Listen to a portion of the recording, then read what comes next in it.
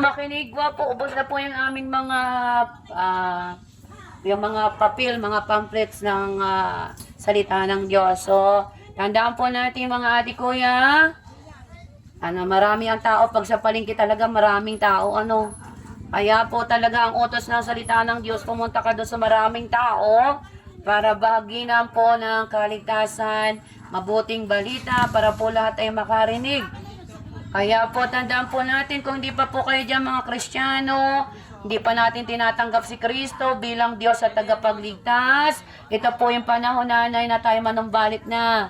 Kasi po babalik ang Diyos. Kapag bumalik ang Diyos at hindi po tayo nakahanda, hindi tayo nagsisi, marami pong pupunta sa impyerno. Maniwala po kayo. Sabi doon, ang daan papunta sa impyerno ay malawak. O tingnan nyo po ngayon ang kalsada, ang lawak. Pero yung papunta sa impyerno, makipot lang po. Ganiri lang po kalaki. Sabi doon pag sinabing makipot, papuntang langit, yung isa-isa lang po ang dadaan.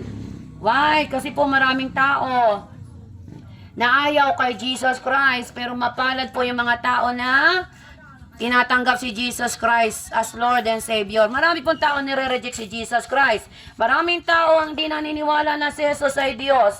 Sino ba yung namatay sa cross? Tanungin ko po kayo. Sino ba yung nagbigay sa inyo ng buhay? Di ba si Jesus Christ? John 1:1. Ang salita ay nasa langit. Ang salita ay Diyos.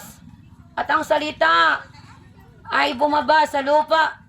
Isinugo si Jesus Christ para magkatawan tao. Yun po yung mabuting balita. Kaya po, sa dami ng tao sa mundo, kulang po kaming mangangaral. Kulang po. Kakaunti po kami na patuloy na nagbabahagi. Pero kahit papano, kayo po'y makarinig. At ni isang tao right now ay magtanggap kay Kristo at nagsisi. Kayo po ay ililigtas ng Panginoon. Yun po ang layunin kung bakit kami po ay sigaw ng sigaw dito. Pero hindi po kami sumisigaw. Kailangan lang pong lakasan yung boses namin kasi maingay. Kailangan lang pong iproklima yung salita ng Diyos. Kaya po, salamat, parang wala ako nakikita ngayon nagtataklob ng tenga. Teka nga. Wala, purihin na ang Panginoon. Sa ibang mga lugar na pinupuntahan namin, todo takip ng tenga Allergy ba sa salita ng Diyos? Kaya purihin ng Diyos, wala akong nakikita nagtatakip ang tenga. Meron bang nag-resist atin na pag binibigyan natin ng babasahin, may nag-reject? Ay, salamat. Pagpalain ng Diyos ang Sariaya, Quezon. Kasi po sa ibang lugar na pumupunta kami ng mga palengke,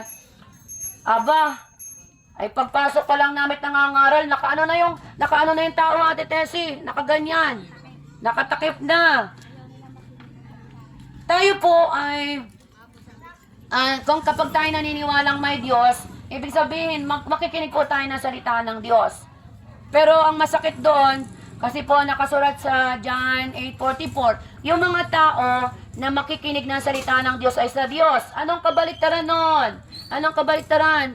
Kapag ang isang tao hindi nakikinig ng salita ng Diyos, kami po tagapagsalita lang hindi namin kayo maligtas. Yung po pala ay kampo ni Satanas. Yung po ang katotohanan, huwag kayong galit sa amin. Yung mga taong inaayawan ng salita ng Diyos at inaayaw si Jesus Christ ay hindi sa Diyos. So yung nakikinig naman po, kagaya, nakikinig kayo, tumatanggap ng babasahin, sa Diyos yun. Dalawa po kasi ang naglalabanan sa mundo Si Satanas, dito itinapon ng Panginoon kasi siya po ay gustong maging Diyos. Ay naging Diyos nga si Satanas, Diyos ng kasamaan. Kaya tingnan niyo po sa panahon natin dito sa lupa, 1/3 ng mga anghel, dito po tinapon sa lupa. Alam niyo po ba yon? Yung 1/3 ng mga anghel kasama ni Satanas, tinapon dito sa lupa. Kaya naandito po yung lahat ng masasamang espiritu. Ano po ba yung masasamang espiritu na sinasabi sa Galatian? Kahalayan, mangkukulam, kabastusan. Ano pa? Mayroon pa pong sabi doon. Ano yung mga trabaho ng bad angel dito sa lupa? Yung mga tao, turuan na magkasala, mag-drugs, mag-droga, mag-sexual immorality. Yung dalawang babae magsama, magpakasal. Yung dalawang lalaki magsama, magpakasal. Yan po ay mga espiritu na galing kay Satanas. Kung hindi po kayo magbabasa ng Biblia, hindi niyo po malalaman Kaya po, we encourage you, read the Bible. Bumili po kayo ng Biblia.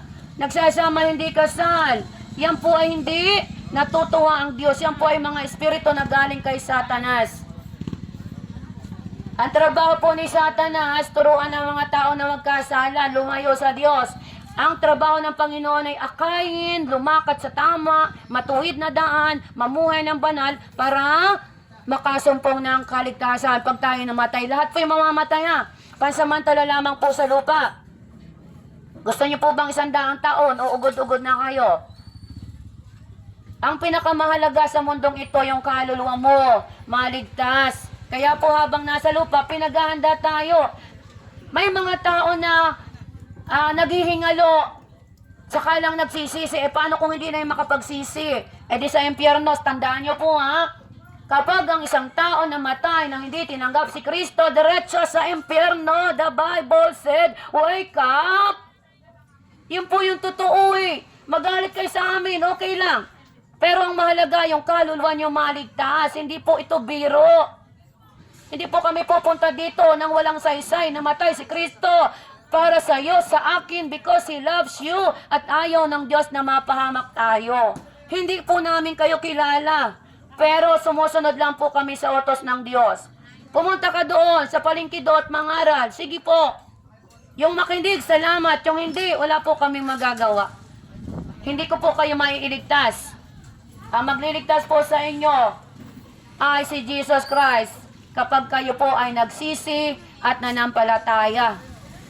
Kaya po nawa po, isalang-alang po natin yung John 3:16. Gayon na lamang ang pag-ibig ng Diyos sa sanlibutan. Kaya po isinugo si Jesucristo upang ang kaligtasan po isa-isa ha. Upang ang isang tao na manampalataya ay hindi mapahamag pagkos magkaroon ng buhay na walang hanggan. Yun po yung pangako ng Diyos. Ikaw po yun. Ikaw, ako, ayaw ng Diyos na ikaw at ako mapunta sa impyerno. Kaya, ibinigay ni Kristo ang kanyang buhay doon sa krus nakadipa habang, nakapako doon sa kainitan.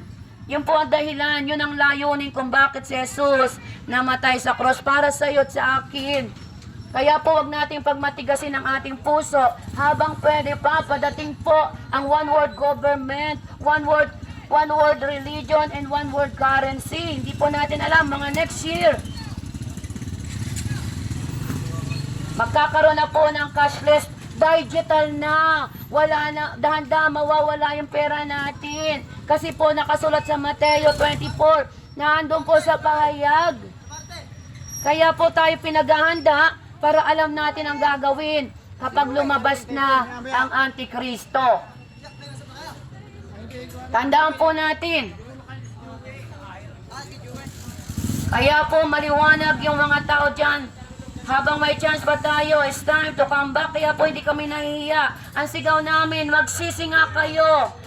At talikdan ang mga kasalanan upang kayo ay hindi mapahamak. Magsisi. Bakit kailangan na natin magsisi? Kasi nga po tayo nagkakasala. O sino dyan ang hindi nagsisinungaling? Lahat po tayo nakakapagsinungaling. Pero kapag tayo lumapit sa Diyos at humingi ng kapatawaran, tayo patatawarin. Ang Diyos ay pag-ibig, pero kung tayo ay ayaw natin bumalik kay Kristo, wala po kaming magagawa. Kami lamang po ay takapagligtas at magsigaw ng magsigaw. Nasabi magsisi ng kasalanan at manumbalik sa Diyos. Kaya po tandaan po natin mga ate kuya, mahal kayo ng Panginoon pero may gagawin po tayo. Kailangan natin na manumbalik sa Diyos.